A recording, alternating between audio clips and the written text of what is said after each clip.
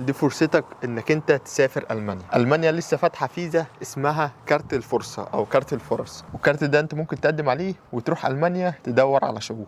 الفيزا دي بتعتمد على النقط، لو جمعت 6 نقط هتقدر تسافر المانيا، تاخد فيزا وتطلع المانيا تدور على شغل. والفيزا بيبقى مدتها 6 شهور. ففي الفيديو ده هقول لكم ايه هي الشروط وايه هي النقط اللي انت ممكن تجمعها، وكل حاجه هتاخد عليها كام نقطه. فما تنساش تسيب لايك وكمل الفيديو للاخر وتشترك في القناه. كارت الفرص ده زي ما قلت لكم هو بيعتمد على النقط، بس اهم حاجه لازم تكون معاك هي الشهاده بتاعتك. الشهاده بتاعتك لازم تكون معترف بيها في المانيا. ففي مكتب في القاهره اسمه الايهيكا، المكتب ده يعتبر غرفه المانيه عربيه للصناعه والتجاره. هتاخد منهم ميعاد وتروح لهم بالشهاده بتاعتك وتشوف ايه هي الاجراءات اللي انت لازم تعملها، وهم هيعملوا لك حوار الشهاده ده. لو معترف بيها في المانيا فانت هتاخد 4 نقط وانت محتاج 6. ولو مش معترف بيها في المانيا بس الشهاده بتاعتك في مهنه هم محتاجينها فانت هتاخد نقطه واحده. فهسيب لك لينك تحت في الديسكريبشن، فده اللينك بتاع الفيزا، هم حاطين لك فيه كل الشغلانات اللي هم محتاجينها او اللي هم بحاجه ليها يعني. فانت هتشوف اذا كانت شغلانتك منهم ولا لا. معظمهم في مثلا الممرضين والحاجات دي، وهتروح طبعا للمكتب ده علشان تعرف الشهاده بتاعتك معترف بيها ولا لا. تاني حاجه لو انت معاك خبره في مجال الدراسة بتاعتك، فلو انت مثلا ممرض او انت ممرضة ومعاك 2 خبرة في اخر 5 سنين فانت هتقدر تاخد نقطتين كمان. ولو حد عنده 5 سنين خبرة في اخر 7 سنين فهتقدر تاخد 3 نقط. تالت حاجة ودي طبعا حاجة مهمة جدا هي اللغة. لو انت كنت بتتعلم الماني فدي هتفيدك جدا، لانك انت لو معاك الاي 2 فانت هتاخد نقطة واحدة، ولو معاك البي 1 هتاخد نقطتين، ولو معاك البي 2 او اعلى من كده هتاخد 3 نقط. لو انت معاكش الماني بس بتعرف تتكلم انجليزي كويس، فلو انت معاك السي 1 في الانجليزي فانت هتقدر تاخد نقطة واحدة. طبعا السي 1 ده مستوى عالي في الانجليزي الصراحة. رابع حاجة لو انت سنك اقل من 35 هتاخد نقطتين، ولو انت سنك من 35 ل 40 هتاخد نقطة واحدة. فدي حاجة كويسة برضو للشباب. فمعظم اللي عايز يسافر اقل من 35 سنة، كل الشباب عايزة تسافر، في الحالة دي انت هتاخد نقطتين. ولو معاك مثلا A2 في الالماني فدي كده معاك 3 نقط.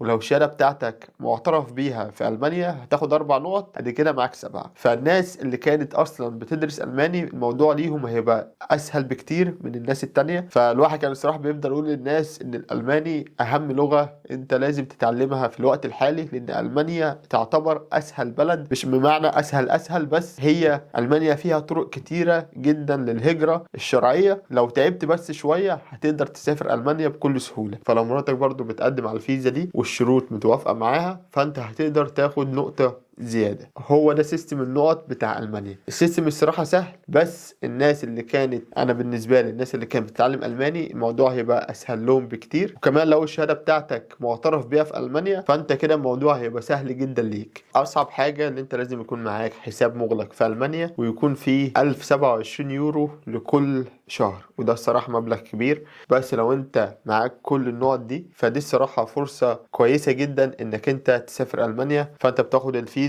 وبتروح ألمانيا تدور على شغل. برضه في حتة اللغة لو انت بتعرف تتكلم ألماني الموضوع هيبقى أسهل بكتير في ألمانيا، اللي انت تدور على شغل تعرف تتعامل مع الناس وتتكلم مع الناس. غير لو انت ما بتعرفش تتكلم ألماني خالص والإنجليزي بتاعك كويس جدا ممكن تلاقي شغل بالإنجليزي، لأن معظم أصحاب العمل هناك بيعرفوا يتكلموا انجليزي. بس انك انت تتعامل مع الناس وانك انت برضو تلاقي الشغل بسهولة هيبقى الموضوع بالنسبة لك صعب. بس لو حد بيعرف يتكلم الماني الموضوع بالنسبة له هيبقى كويس جدا، حتى لو مش كويس في الالماني وضعيف فيه هيعرف يتعامل. فاللغة مهمة جدا، ولو انت ما بتعرفش تتكلم الماني انصحك وبشدة انك انت تبدأ تاخد كورسات الماني حتى لو اونلاين. بس لازم تتعلم ألماني، لأن الألماني حاليا هو مهم جدا. وألمانيا دلوقتي فاتحة بيبانها للناس إن هي تيجي تهاجر لألمانيا، وهم ما بيعملوش كده عشان حبا فيك، هم محتاجين ناس تيجي تشتغل في ألمانيا. فأنت لازم تستغل الفرصة. لو أنت فضلت تكسل وما تتعلمش ألماني الفرصة دي ممكن تضيع، والبلد ممكن تقفل الهجرة في يوم من الأيام. فأنت لازم تستغل الفرصة. فلو أنت عندك أي استفسارات عن الفيزا دي فأنت كلم الإيهيكا، دول اللي هيقدروا يساعدوك جدا اكتر من اي حد بيعمل فيديوهات. انا عملت الفيديو ده لان الفيديوهات اللي موجوده على اليوتيوب مكعبله شويه. فده كل اللي انت محتاج تعرفه عن الفيزا. فهسيب لك لينك التقديم تحت،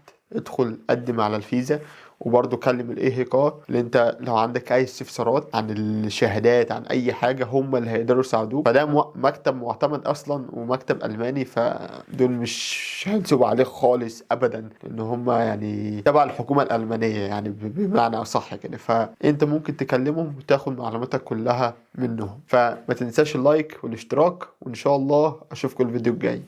السلام عليكم.